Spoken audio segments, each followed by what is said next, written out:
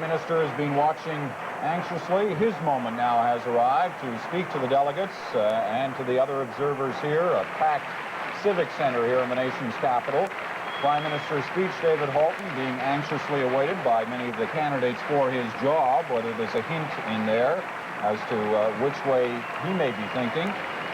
But also it'll be interesting to see just whether he tends to deal with the past or the future. I think it's mainly going to be over the past, Peter. His aides have been saying that there's going to be one major theme in this speech, and that is that the Liberal Party has been the party to make the hard decisions over the past 16 years. A party that's dared to be unpopular, good of the country. That's the theme he's going to expected to hit very strongly in the speech tonight, as well as reviewing some of the major achievements of the Trudeau years. And as we have been accustomed to seeing the Prime Minister speaking to an audience of Liberals, there's no podium, there are no notes, and what the Prime Minister has to say, it's clear that he's had ideas from other people, but as one of his aides was telling me the other day, this in many ways is one of the few speeches that the Prime Minister will be making that he has written himself. A number of people have given him ideas for this speech. But we're going to have to wait now to find out just what's in it, and perhaps hints of the future, not only for the party, but for perhaps what Pierre Trudeau has in mind for his own future. The delegates here, 3,500 of them voting delegates who will be choosing Pierre Trudeau's successor on Saturday. All the candidates for the job are here in the Civic Centre tonight. Earlier we saw John Turner, the cameras panning down near to the other end of the arena where Jean Chrétien is sitting, and of course the other 5 contenders for the top job seated amongst the crowd this evening, waiting to see what Pierre Trudeau has to say. This, his last big speech to his party, and the last speech he'll make to the country.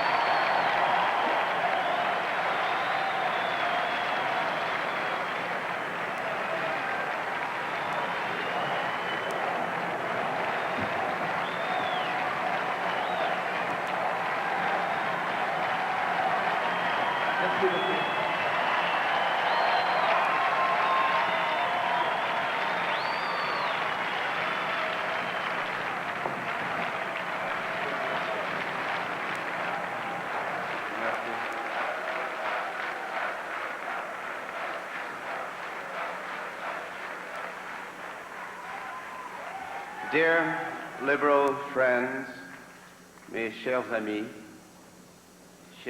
libéraux, en assistant avec vous à cette reconstruction here with you de presque 20 années, as we look back over 20 years of political commitment. j'ai revécu une certaine I lived once again a certain youth, la mienne, my own, et j'ai revécu aussi and I lived again also la jeunesse de tout un pays. the youth of a country.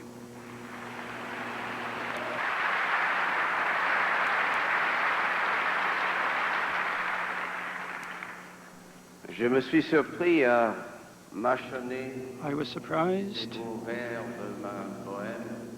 when I looked again at those beautiful words of Je m'en allais, poem.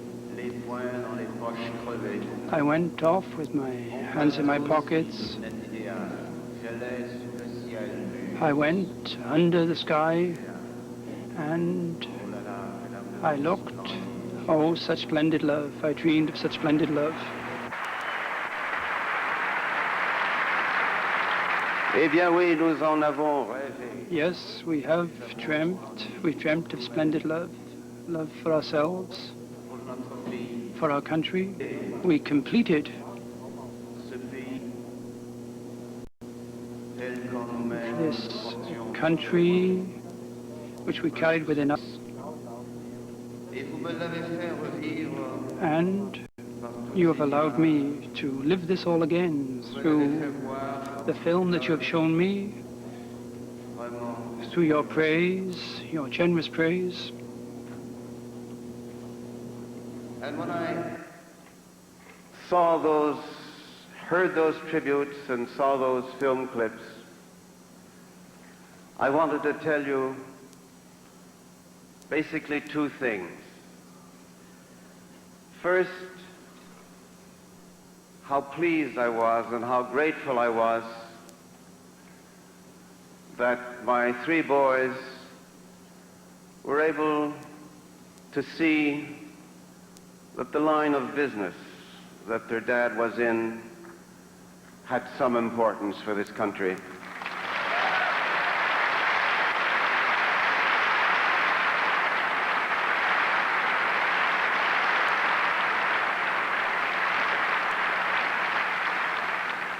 And they will know that the time I spent away from them was working with Canadians, but particularly with very nice Canadians who are in the Liberal Party.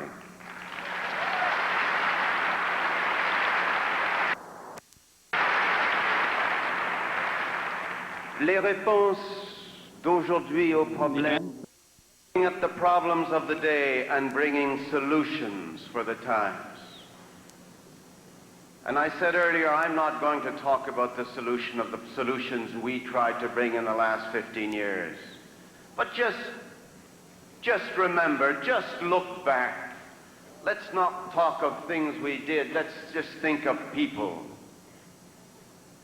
15 years ago, a woman had never sat in the Speaker's chair of the House of Commons or of the Senate.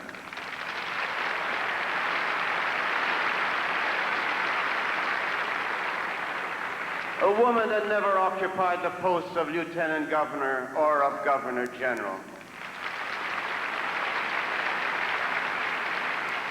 A woman had never sat not only on the Supreme Court of Canada, had never sat as a Chief Justice of a Superior Court in Canada, had not even been a member of a Superior Court in Canada.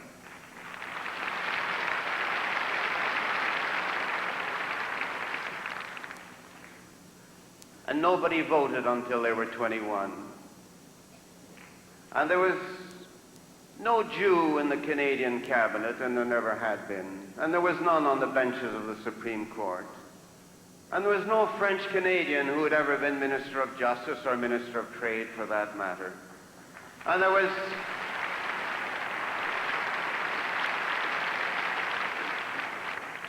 was no Negro Canadian sitting in the Senate, nor a Greek, nor an Italian. There was no Indian who had been member of a Canadian cabinet, nor had been Lieutenant Governor of a province. There was no provision in the Constitution stating that Aboriginal rights were entrenched and did exist.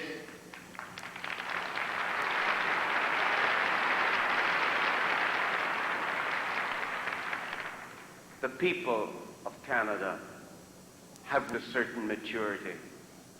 And when abroad, as I think Norman Jewison was saying, they look at Canada, they see a country with compassion, with an ideal of sharing. Ils voient un pays de la convivence des cultures. They see a country where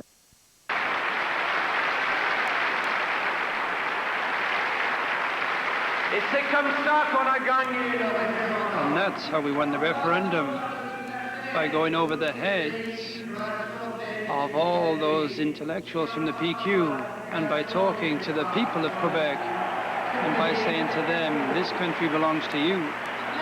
We brought the Constitution home after 54 years of politicians, federal and provincial, trying to come to grips with this problem.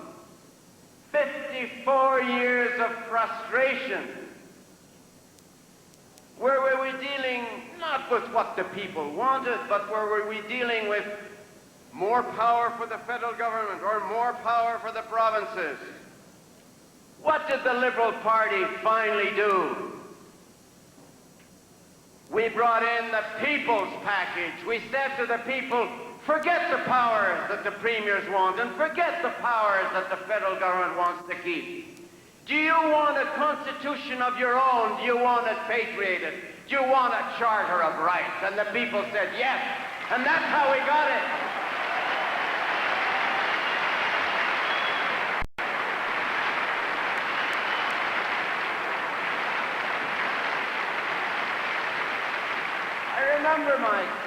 remember my caucus, and I remember those days in 1980 after the election, when we were saying, okay, we're going to go to the people, and in that clip that you showed, and I said, if we can't get it from the premiers, we'll get it through a referendum, we'll ask the people. And I was discussing, what should we do? Should we get just patriation, or should we maybe add some linguistic rights, or...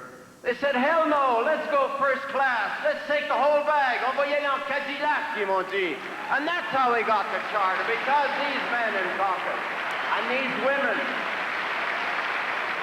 that the people want nothing less than first class. And they got it. And so with every reform, whether it be Petro-Canada or whether it be Canadianizing our economy, FIRA, whether it be extending, remember 15 years ago, our territorial sea was a piddling 3 miles. We didn't even the Northwest Passage wasn't in Canadian waters. And now, 200 miles territorial zone in which we control the resources of the sea and under the sea. This is part of our identity, as our Bill of Rights is. So remember this, because tonight I'm stepping down as your leader, and in 2 days we will be choosing a new leader, and you will find me there with you following him, because we have much more building to do.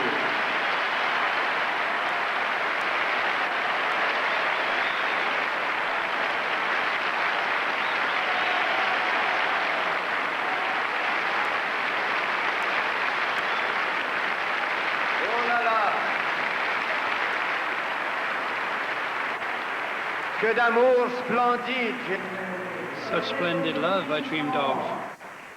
Our hopes are high. Our faith in the people is great. Our courage is strong. And our dreams for this beautiful country will never die.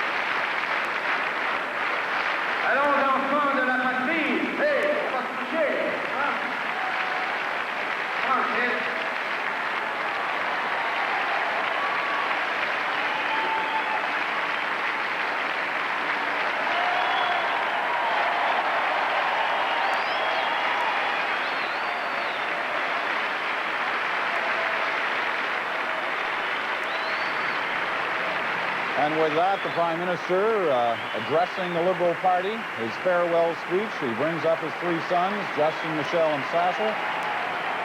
The final farewell waves.